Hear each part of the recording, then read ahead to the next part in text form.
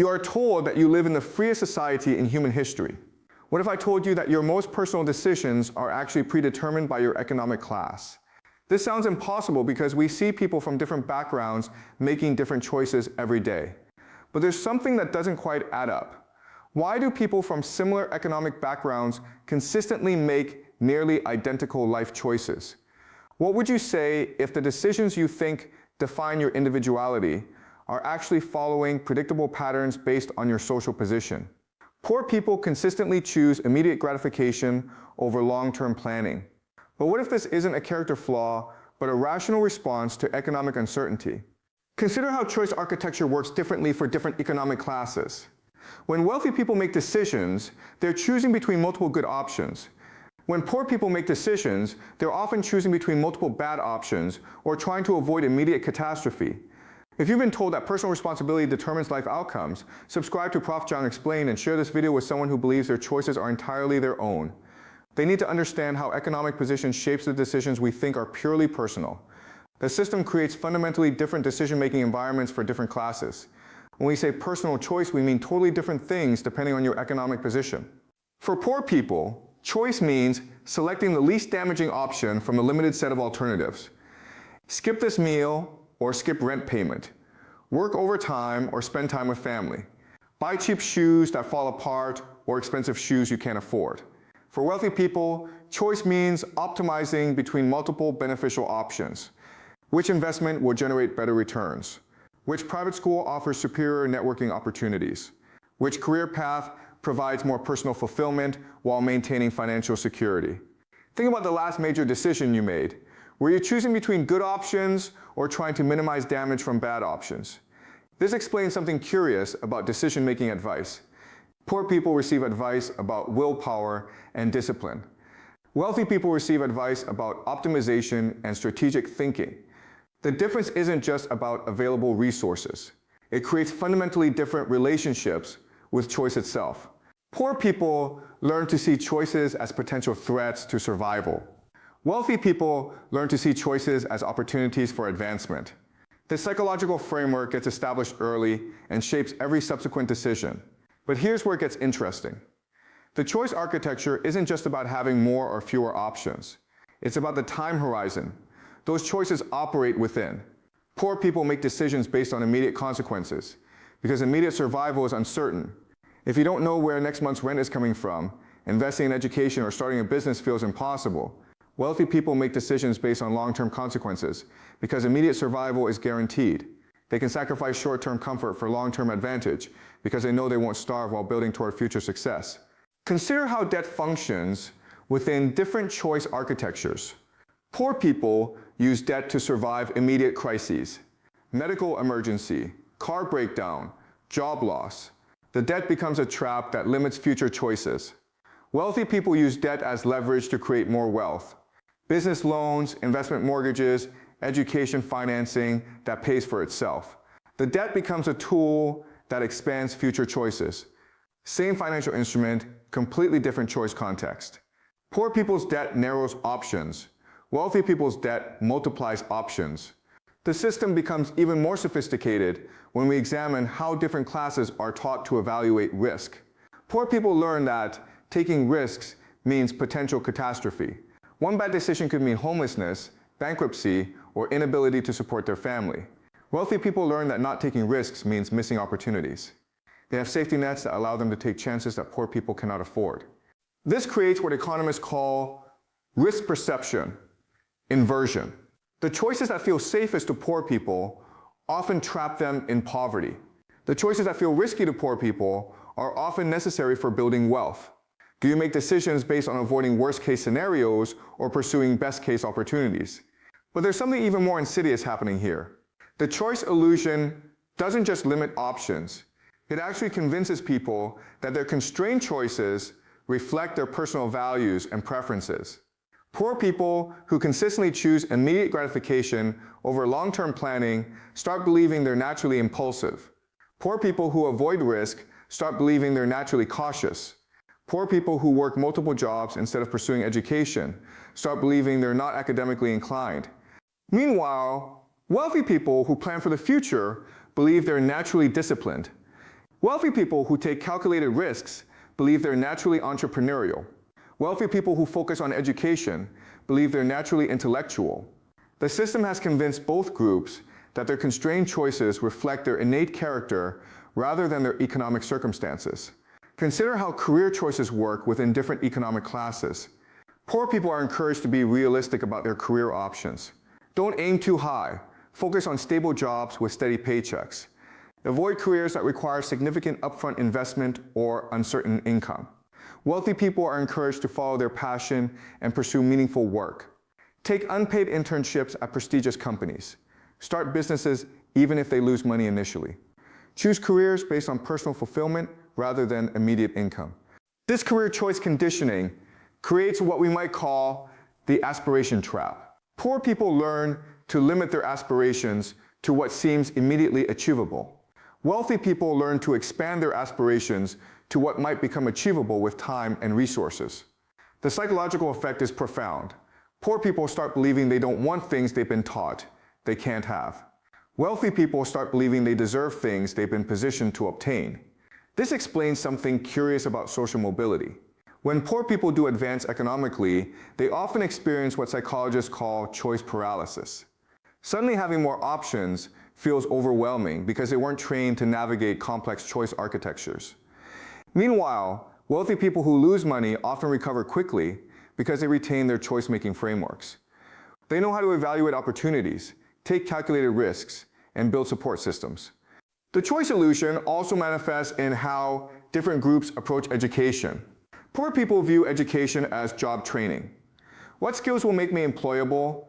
What degree will guarantee steady income? What certification will protect me from unemployment? Wealthy people view education as network building and intellectual development. What school will connect me with influential people? What knowledge will help me understand complex systems? What experiences will broaden my perspective? Same educational institutions, completely different choice frameworks. Poor people optimize for employment security. Wealthy people optimize for long-term advantage and social connection. But perhaps the most sophisticated aspect of the choice illusion is how it handles failure. When poor people make choices that don't work out, they're told they made bad decisions. They should have been more responsible, more disciplined, more forward-thinking. When wealthy people make choices that don't work out, they're experiencing learning opportunities. They analyze what went wrong, adjust their strategy, and try again with their support systems intact. The system has created different narratives around choice outcomes. Poor people's failed choices reflect personal inadequacy. Wealthy people's failed choices reflect necessary experimentation. This creates what we might call choice anxiety. Poor people become increasingly cautious about making any significant decisions because failure carries such high stakes. They stick with familiar patterns, even when those patterns aren't serving them well. Wealthy people maintain choice confidence because they know failure won't destroy them. They continue making bold decisions because they can afford to experiment. Can you remember a time when you avoided making a choice because the consequences of being wrong felt too severe? The choice illusion becomes particularly cruel when we examine how it handles time. Poor people are constantly making urgent choices under pressure. Rent is due, utilities are being shut off, medical bills are accumulating. Every decision feels like a crisis requiring immediate response. Wealthy people typically have the luxury of deliberate choice making. They can research options, consult advisors, test different approaches before committing fully. This time pressure difference creates different choice-making skills. Poor people become expert at crisis decision-making, but struggle with strategic planning. Wealthy people develop sophisticated planning abilities, but might struggle with high-pressure decisions. The system also exploits what psychologists call choice bracketing. Poor people learn to make decisions in isolation. Should I take this job? Should I move to this apartment? Should I buy this car? Each choice is evaluated independently based on immediate circumstances. Wealthy people learn to make decisions as part of integrated life strategies. How does this job fit with my 5-year plan? How does this location support my networking goals? How does this purchase align with my wealth building strategy? Same decisions, completely different evaluation frameworks. Poor people optimize each choice individually. Wealthy people optimize their entire choice portfolio. Consider how relationship choices work within different economic contexts. Poor people often face relationship decisions that involve economic trade-offs. Stay with a stable but unfulfilling partner, or risk being single without financial support. Move away from family for better opportunities, or stay close for emotional support.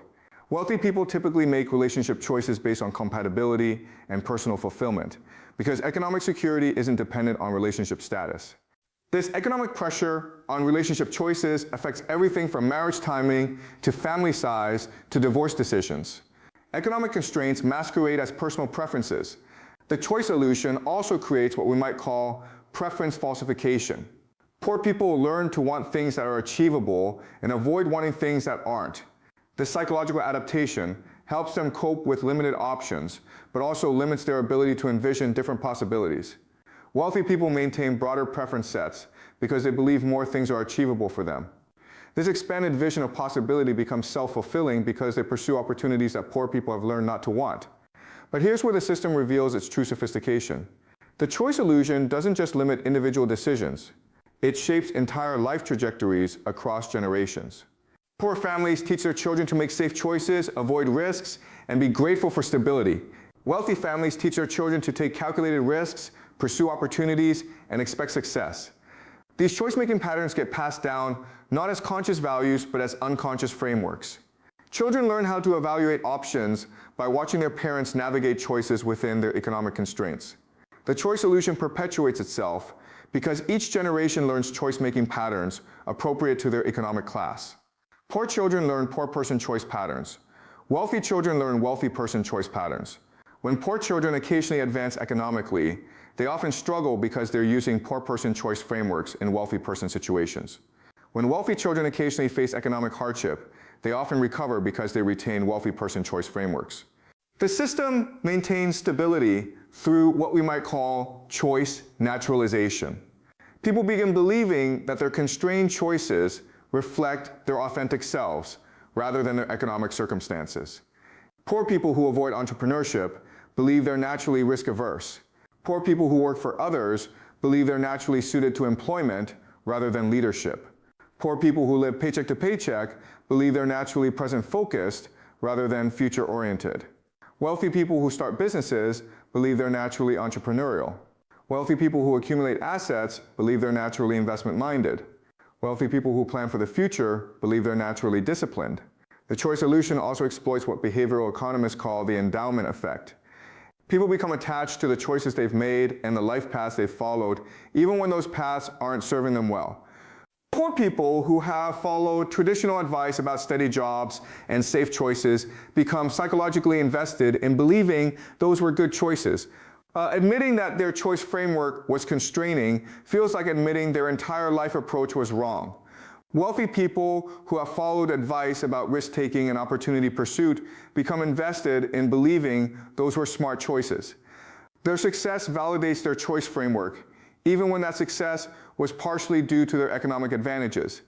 This psychological investment in choice frameworks prevents people from questioning whether their decision-making patterns are actually serving their interests or just reflecting their economic constraints. Consider how the choice illusion handles social pressure. Poor people face social pressure to make responsible, safe choices.